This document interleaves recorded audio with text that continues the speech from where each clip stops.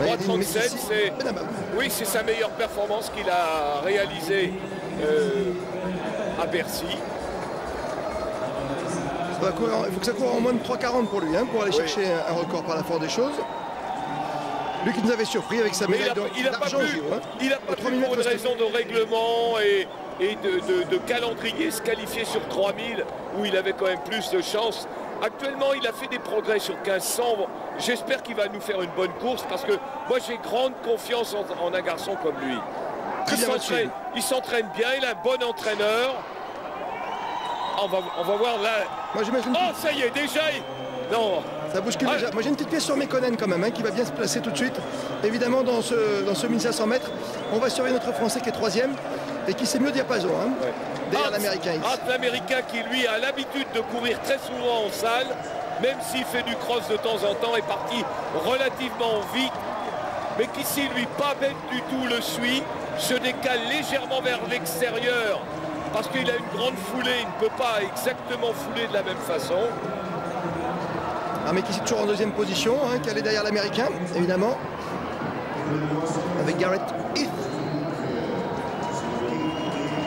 Mais ici son meilleur temps cette saison, c'est 3,37,52 cette année 2010. Sa meilleure performance sur la distance, 3,35,06 pour être précis. On mène au train. Mekonnen s'est replacé juste derrière. Au niveau de nationalité, pour voir les petites ententes, il y a 2 Éthiopiens et il y a 2 Marocains. Oui. Alors on est beaucoup plus lent qu'en plein air, hein, à titre d'exemple, pour nos amis qui regardent. Pour faire 3,30, hein, il faut en général passer en 55. Là, on est passé en 63. Il y a une grosse accélération. Oui, il a pris des risques. C'est intéressant de voir ça. C'est très, très intéressant. Mekonnen, lui, a compris le danger. Une 34 au 600. Et mec ici ne peut pas faire grand-chose, qui se retrouve il est grand. Peloton, hein. Oui, mais il est grand, mais il peut partir de loin. Très bien pour le Kenyan, une belle enjambée, évidemment, pour ce coureur de haut plateau. Aaron Keitani, qui a pris les devants. Mais ça va revenir, ça va recoller un petit peu. 4 tours. Belle accélération en tout cas, il nous a bien surpris. Oui, puis une prise de risque intéressante. Une prise de risque intéressante. Et le public qui commence à vibrer comme il se doit dans ce temple de Doha. Keitani toujours là. Vous êtes sur qui vous alors pour le petit pari du jour? Oui, oui. Vous mettez qui? Vous mettez Mekonnen comme moi ou vous changez? Oh, vous avez le temps, regardez. Ah, ça bouscule avec les Marocains derrière. Il reste 3 tours. Attention, et mec ici qui est bien remonté, qui s'est mis en 4e position, 5e position. Il est obligé d'être à l'extérieur parce qu'il a une grande foulée. Mais c'est bien, hein, voilà. Hein. Mekonnen est parti un tout petit peu plus tôt que d'habitude. Ouais. Les Marocains sont là à la relance. Attention, Sud-Africain qui revient également. C'est pas mal. Ah, pour notre garçon, il est obligé de faire l'extérieur. Non seulement il est grand, oh, il est bien là. Il est pas mal, il est pas mal hein, sur ce 1500 mètres. Il court intelligemment. Il est toujours en 5e position, idéalement placé. Et il ne reste plus que 2 tours, mon cher Jean-Claude Perrin, pour voir peut-être une belle performance, un premier podium français, qui sait, dans ces championnats du monde. Non, pas tout de suite, pas tout de suite. Ah, ça va être difficile. La course n'est pas encore lancée. Ah, ça commence à accélérer devant. Ça accélère devant, Jean-Claude. Regardez bien comme ça accélère. On a été 3 secondes plus vite qu'au dernier 200 mètres. Là, maintenant, il faut tenir avec Mekonnen qui a lancé véritablement ce dernier tour. Avec les Marocains, avec Ikider qui est derrière lui. Oh, c'est un sprint, on va terminer sûrement en 24-25 au dernier 200. 2 coureurs marocains qui viennent s'emparer de la première position avec Lalou et Ikider. Attention, Ikider passe à l'extérieur.